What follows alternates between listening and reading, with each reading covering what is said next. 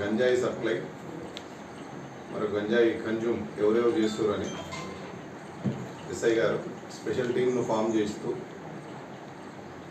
Information తీసుకోవడం search చేయడం చేస్తుండగా ఈరోజు నమ్మదగిన సమాచారం మేరకు ఉదయం అందాజ 10 గంటలకు ఒక ఇద్దరు వ్యక్తులు గంజాయి సప్లై కోసం నందిపేట మరియు చుట్టుపక్కల వెల్మార్ మరియు చుట్టుపక్కల గ్రామాలకు ఒక స్కూటీపై వస్తురు అనే సమాచారం మేరకు ఎస్ఐ గారు వాళ్ళ సిబ్బందితో వెళ్ళి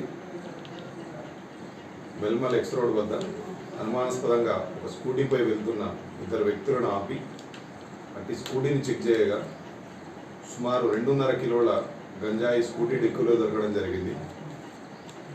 ప్రొసీజర్ ప్రకారం పంచనామా కంప్లీట్ చేసి వాళ్ళని వెరిఫై చేస్తే వాళ్ళు ఆ గంజాయిని ఇక్కడ యువతకు అమ్మడానికి తీసుకొస్తున్నట్టుగా సప్లై చేస్తున్నట్టుగా ఒప్పుకోవడం జరిగింది. వారి వద్ద నుండి ఆ గంజాయిని స్వాధీనం చేసుకొని వాళ్ళు ఈ గంజాయికి సప్లైకి కమ్యూనికేషన్కు వాడేటువంటి 2 సెల్ ఫోన్లను అదేవిధంగా వాళ్ళ గంజాయిని సప్లై చేయడానికి వాడిన స్కూటీని ఇవన్నీ తీసుకొని పంచనామా చేసి స్వాధీనం చేసుకొని వాళ్ళని అరెస్ట్ చేయడం జరిగింది. ఇప్పుడు వాళ్ళను రిమైండ్ చేసి కోర్టులో ప్రవేశపెట్టడం జరుగుతుంది. ముఖ్యంగా నందిపేట మండల యువత విద్యార్థులకు అందరికీ చెప్పేది ఏంటిదంటే ఎవరు కూడా మాదక ద్రవ్యాలకు బానిస కావద్దు.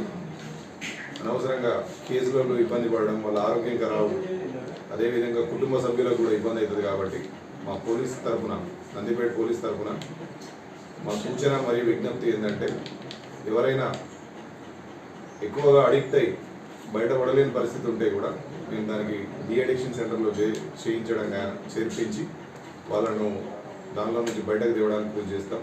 ఎవరైనా గంజాయి సప్లై చేసినా సప్లై చేయడానికి సహకరించినా వారిపైన చట్టరీత్యమైన చర్య తీసుకోబడుతుంది.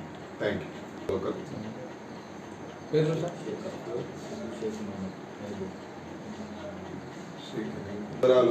షేక్ అఫ్రోజ్ మరియు షేక్ మహబూబ్. ఇందులో షేక్ అఫ్రోజ్ అనే వ్యక్తి ఇంతకుముందు కూడా గంజాయి సప్లైలో ఇన్వాల్వ్ అయ్యి కేసు వేరే పోలీస్ స్టేషన్లో కేసు రిజిస్టర్ కావడం